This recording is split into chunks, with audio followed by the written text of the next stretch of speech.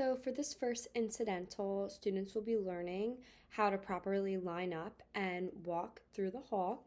So I have actually this diagram here that gives the steps of what students would learn, and then obviously I would model it, and this would probably happen on the first day or during the first week of school so that it sets the standard for the rest of the school year.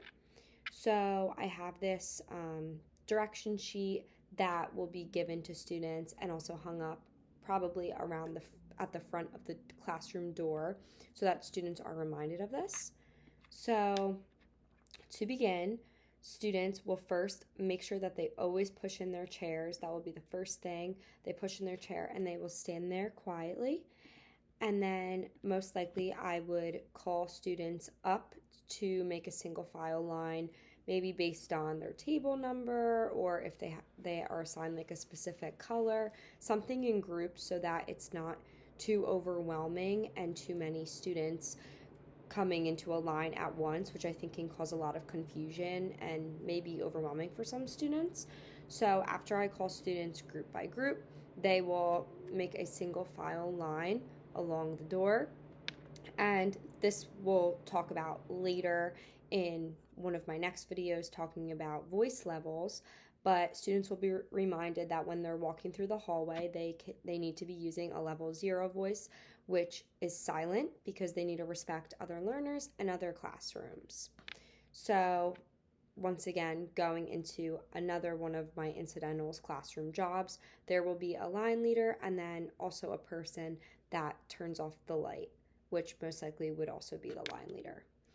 So to begin, then after, students would face the front with their voices off, level 1 voice, and they would follow the leader through the line wherever the students were going to. Students would be reminded to use walking feet, quiet voices, things like that. So, like I said, how I would teach this, I would model it to students first, and then we would maybe model this group by group so other groups are able to identify what they thought their other students did good with and things that maybe may need to be worked on. This allows students to play a role and allows not critique their peers, but identify what their peers are doing and how that affects the classroom. It also includes student input, getting them involved, giving them a sense of belonging and community in the classroom, which is a huge thing connected to one of the philosophers I talk a lot about throughout my website, which is William Glazier.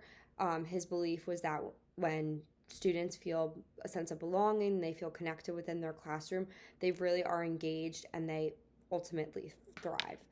This also builds relationship through trust and teamwork, something that is talked about a lot throughout my video.